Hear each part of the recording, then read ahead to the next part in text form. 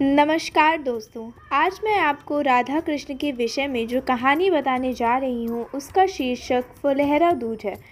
आज हम आपको इसके संबंध में विस्तार से बताएंगे, यह क्यों कैसे मनाई जाती है और उसकी मनाने का क्या कारण है और इसमें किन शुभ मुहूर्तों में उनकी पूजा की जाती है तथा पूजा से संबंधित विधि सामग्री और मंत्रों का उच्चारण जिससे आपको विशेष लाभ होगा। दोस्तों, जिस फुलहरा तीज की कहानी मैं आपको सुना रही हूँ बहुत ही ज़्यादा रोचक है और वीडियो के अंत में मैं आपको एक ऐसा मंत्र का प्रयोग करना बताऊंगी जिससे मेरी भी मनोकामना पूर्ण हुई है और मेरी बात मानकर यदि आप इस मंत्र का उपयोग करते हैं तो आपके जीवन में भी खुशहाली और संपन्नता आएगी, यह मेरा विश्वास है। तो चलिए अब मैं आपको फुलहरा दूज की कहानी सुनाती हूँ। फुलहरा दूज की कहानी। द्वापर युग में श्री कृष्ण गोकुल में 14 वर्ष की उम्र में वहां से मथुरा चले गए और व्यस्तता के चलते कई दिन तक राधा से मिलने वृंदावन नहीं आ पाए। इससे राधा दुखी रहती थी। इसके कारण राधा रानी की सहेलियां भी भगवान कृष्ण से रूठ गईं। राधा के उदास होने के कारण मथुरा के वन सूखने लगे और पुष्प मुरझा गए। वनों की स्थिति को देखकर श्री कृष्ण को कारण पता चल गया और वह राधा से मिलने वृंदावन पहुंच गए। श्री कृष्ण के आने से राधा खुश हो गई और चारों ओर फिर से हरियाली छा गई। कृष्ण ने एक खिल रहे पुष्प को तोड़ लिया और राधा को छेड़ने के लिए उन पर फेंक दिया। राधा ने भी ऐसा ही किया। यह देख वहां मौजूद ग्वाले और गोपिकाएं भी एक दूसरे पर फूल बरसाने लगे। तब से आज तक प्रतिवर्ष मथुरा में फूलों की होली खेली जाती है। यह घटना फाल्गुन शुक्ल की द्वितीया तिथि को हुई थी, जिसे आज फुलहरा दूज भी कहते हैं। मान्यता है कि इस दिन मथुरा में भगवान कृष्ण भक्तों के साथ फूलों की होली खेलते हैं। इसके अलावा फुलहरा दूज पर शादी करने से युगल का वैवाहिक जीवन मधुरता से भरा रहता है। इसी कारण इस दिन बिना मुहूर्त के शादी ब्याह संपन्न किए जाते हैं। तो चलिए अब मैं आपको बताती हूँ पूजा के शुभ मुहूर्त। पहला मुहूर्त प्रातः संध्या सुबह 5:32 से 6:46 तक। दूसरा त्रिपुष्कर योग सुबह 6:46 से 11:22 तक। अभिजीत मुहूर्त दोपहर 12:10 से 12:57 तक।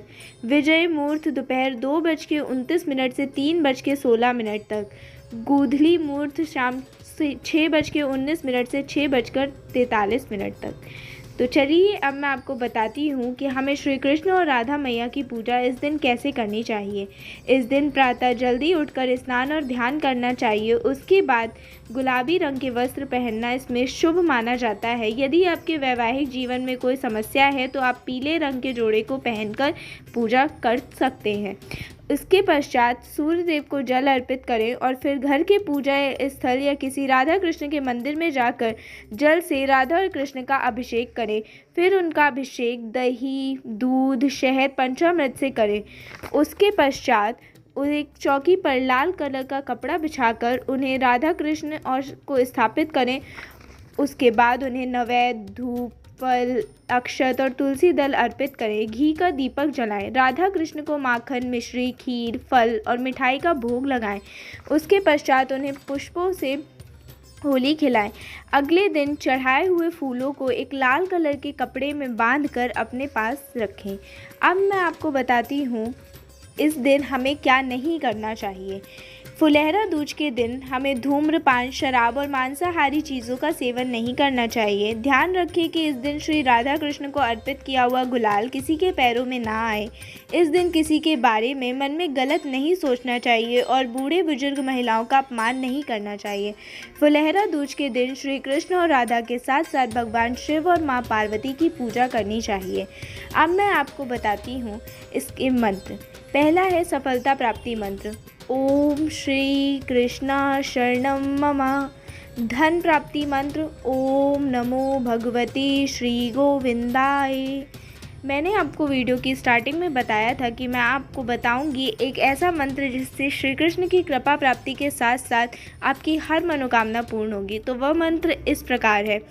कृष्णाय वासुदेवाय हरे परमात्मने प्रणतये क्लेशनाशाय गोविंदाय नमो नमः।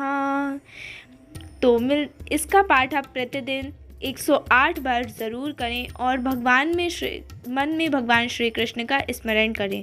तो यहाँ पर हमारा ये वीडियो संपन्न होता है। मिलते हैं किसी और नई जानकारी के साथ और नए वीडियो में। तब तक के लिए धन्यवाद। जय श्री कृष्ण, राधे राधे। और चैनल को सब्सक्राइब करना बिल्कुल मत भूलें और राधा रानी कमेंट में ज़रूर लिखें।